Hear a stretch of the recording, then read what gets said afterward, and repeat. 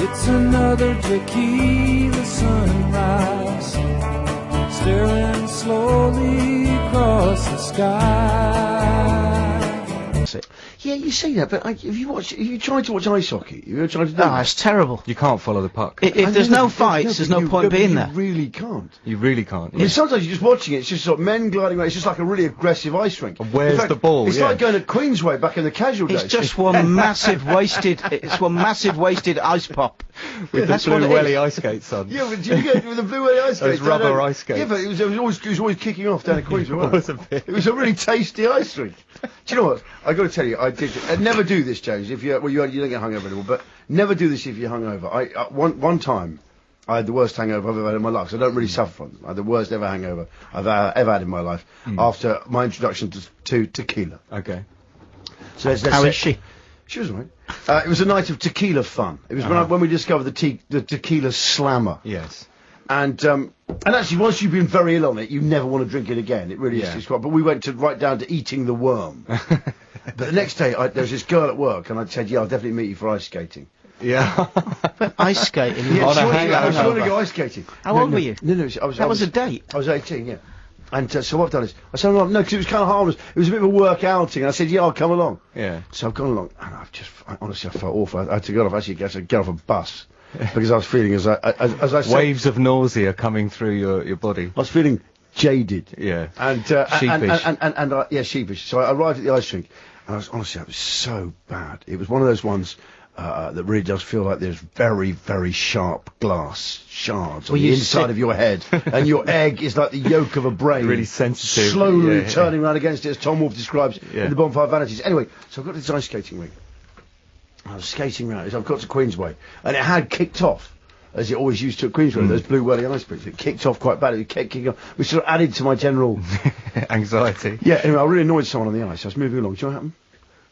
I suddenly know, while I was sort of going around chatting to her, I suddenly know I'm going to be sick while on the ice. I'm thinking, well, what's the etiquette for this? Yeah. So I sort of smiled at her and went, "What's the etiquette? You mean there's a sign?" Well, the etiquette is you skate really fast to the barrier. To the barrier, yeah. While looking at without the lady in question seeing behind. One then leans over the rail, just appears to be coughing. And then you smoothly then move back on the ice and skate away as though nothing just happened at all. Leaving, actually, I've got to say, stunned onlookers around the rail. It was the look on their face. They looked at me in horror.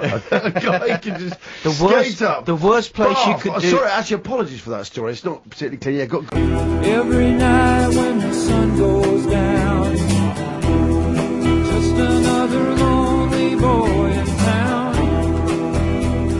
She's out running around. It's another tequila sunrise, staring slowly across the sky.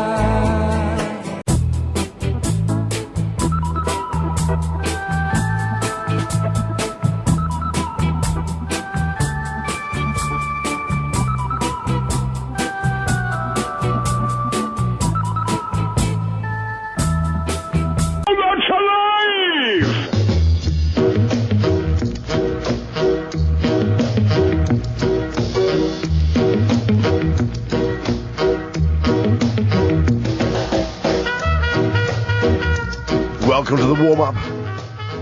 You're listening to Talk Sport in association with Armstead Trade Paint. I'm Johnny Vaughan. Move the microphone here, just get that in position where I like it. It's drooping again. I know, it really is drooping. It did this last week. It was. You need some microphone Viagra. I do. Thanks. On the day when England aimed to put up more of a fight in the second Ashes Test against Australia at Lords, and Delph looks ahead to his first day as a Man City player following his $8 million move from Aston Villa. There was us all saying, I know. And then he... Warming up alongside me this morning, ladies and gentlemen, the woodman Gavin Woods is here. Morning, Johnny. Morning, Bob. Don't give that away. I've been building up to that. He's been building up. It was going to be a surprise. That's really bad. Sorry. That's like so saying, sorry. you know the joke about, like, to get to the other side? What, the chicken one? Yeah. Sure. Cheese salad, is it? Cheese salad. Right. That's the cheese salad, isn't it? Yes. It's a welcome return to. Hey, guess who's here? Take a wild stabbing guess. Ladies and gentlemen, lay down and groove on the mat. Bob Mills groove mats are widely available. From K-Tel. K-Table sense. The Bob Mills grooving mat. Is K-Tel still going? I don't know. No. Isn't it? No, there was a big scandal. It turned out What happened? it turned out they were using cover artists. Oh, were they? No, they didn't. They Shock didn't. horror. No, they didn't. K-Tel didn't. No, K-Tel didn't. There was I think that was the lads at Pickwick. Pickwick and Hot Hits. Wasn't there Warwick Presents? I was once very disappointed to get a quadruple cassette set, thinking, wow, I'm getting all these, All these hits. All these hits for 99 pence. this is like my whole party right here. It's like iTunes. Yeah, It's this like is an iPhone's worth of tunes. and the worst thing is when something like ABBA on it turned out to be exactly the same band as Led Zeppelin. It's like Yeah, there were only a limited number of people that they used. Yeah. Was it Jeff Posner or someone's orchestra or No, something? you just knew it. When it was a bloke with Jeff Posner, Jeff Loves, I Wasn't thought. there, Yeah, Jeff Love. wasn't there a Posner that used to do music for the BBC? Pos can't remember. Don't know. No, I don't know. I can't remember. But this one was there's the James Last Orchestra. Oh, yeah. Which used to really slaughter things. But my old man used to listen to Klaus Wunderlich. Ah, Do you know Klaus Wunderlich? Yes. Absolutely awful. My dad started. Did I tell you this? What was it? I don't even It know. was like a that name. James Last. So was there an organ involved? No. You know, Klaus Wunderlich was the king of the Hammond organ. Yeah, the organ. okay. I don't think if someone can find any little bit of Klaus Wunderlich anywhere. We'll find some, I'm sure. And when we used to go anywhere on like a family holiday, Isle of Man or Cornwall, and my mum and dad would invariably have an argument. This is before they got divorced. They'd really start squabbling, always about something. And then my father would say, you just hear the Of the as cassette. as he slid the Klaus Wunderlich for post-argument. So we'd have to sit there, there'd be a bit of silence, then we'd have Klaus Wunderlich. Have you found any there? 'Cause it would cue quite nicely. Billy's looking at me like, no, Give us Vaughan, a chance. no, Vaughan, it would help your story, but it's not going to help you. but nothing. After, when you've been a child in the back of a car with a father who is using Klaus Wunderlich, As an argument breaker. well, to patch up, when he knows the one thing my mum hates more than anything else is the sound, is that home organ sound. Yeah. That's too intricate. There's too much. Was your father a big music man, Bob? No. My father used to sing. My father was well. When I talk about my father, I'm talking about my stepfather. So I didn't meet my actual father until I was 18. He was very interested in my actual father. That's a sort of northern thing, though. Yeah, sort of. Yeah. But my stepfather was a lovely man, not a lot older than my oldest brother, because he was. Is he Klaus Wunderlich? Yeah. Listen. He was a very nice man. He was a long-distance lorry driver who was blind in one eye, but his brother had taken his HGV test for him, and he used to take me. He used to take me with him if he had a An new. insurer's nightmare. You're a lorry kid. Yeah, he used to take me with him if he had a new. He was a Scammell driver. He used to take me with him if he had a new route because he struggled with paperwork.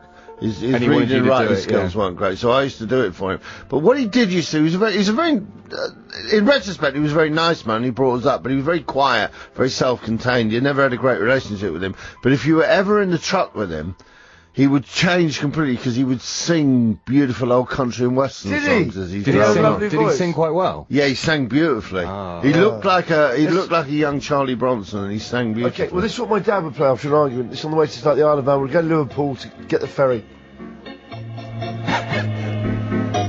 Da-dum, ba-da-ba-ba-ba-ba. So just imagine two adults smoking in a Rover with the windows shut. Yeah. With a No tension in the aircon. air. With the tension in the air. And that'll be there. Wait for him to do a... There you go. That's the Klaus Wunderlich. You What that is a horrible instrument, because Eric Watts, who played the big cinema organ. It sounds more like a Wurlitzer Yeah, than a that's Hammond. a It's a Bontempi, Wurlitzer, isn't it? It's a Wurlitzer. Yeah. It's like, but it's a cheap on No, it's a Tempest. Hammond. It's a Hammond. Is it? I Because don't one of think his that's a albums is Hammond. actually called Hammond Enthusiasm, and It sounds very thin for a Hammond. well, it depends because you get Hammond jazz, you Yeah. get Hammond with a built-in Leslie Yeah, cab. yeah. He hasn't done what John Lord from Deep Purple does, where you just pull literally everything out on all the little devices on the Yes, on the top of the all the organ. stops. Yeah, all the stops. And if you listen to that, Bob, that's the Hammond sound. Yeah, It's it one is of now. them. That's that. So this is coming like in the mood. And then my dad, my mum's name's Faye. Yeah, that's what my dad would do. He goes, listen to that, Faye. Right, listen to that. You go, listen to that, Faye. Oh, that's bloody super. That. That's what you do. You go, oh, that's bloody great. That. And then you go. Imagine his little feet going on the pedals. Just after an argument, he goes, "Oh, I'd love to go and see him." I don't want He to said, in "Why do you want any to go and way see him live, Imagine Dad?" his little feet going, He what, go- like he a go- rally he goes, driver. No, he says, with the literally- wooden pedals. He says, what his fingers are doing. He said, "Mum, what his fingers are doing, Faye? I tell you what, his feet. It's like Fred Astaire down there." I don't want to intrude any way in your family's private grief, but Don't. when they did get divorced, was Klaus Wundel excited? He played at I'll the tell you a true divorce story. ceremony. No, true story. My mum said, I don't mind. They weren't mind me revealing this, but she had said that if he gets a bloody Hammond organ, that's it, it's divorce. Yeah? 2 days later, the Sherpa vans arrived with a Hammond organ, and we had a dining room. Yeah, it's a really old house. There's dining room, and it had a recess where there was the sort of where there's a really nice built-in, very old built-in cupboard units, sort of like shelves in there. Yeah. Well, my mum was out. He smashed them all out. We worked out it was pushed the also Hammond in a there. perfect recess for the organ. So he wedged to the dining room, and it really didn't go. The new wood, it really didn't go. So he created an organ recess. And my mum said at one point, she says, "It's just I can't live like this anymore." Well, why not? And he goes, "Because he starts playing on that thing." He says, "Any second, I think he's going to appear through the floor. it's like a cinema." In the next floor No, the worst thing upstairs. was my mum. She's a therapist, and she's turned up at her practice. A lot of other therapists who find things funny, and she's got a slight bruise on her cheek, yeah. And it was because they said, how'd you do it? And she said, well, I did, and she had to admit that she'd banged it on my dad's organ while she's going down to turn it off. So she said to a room full of therapists, she goes, I banged it on my husband's bloody organ. Yeah, well, like exactly. And that's how the therapists have chuckled, like this. Yeah. And that was the final humiliation. She said when she had a room full of therapists laughing at her. That was the final That straw. was the, yeah, that's organ enough. bruising. Yeah. Because they looked at her like, giving her a dig or something. He hadn't. I don't know. It's More Wurlitzer news after this break. it's not Wurlitzer. It's Hammond. It's more Hammond enthusiasm. Yeah. Hey, listen, it's 11:15. We're back in a second.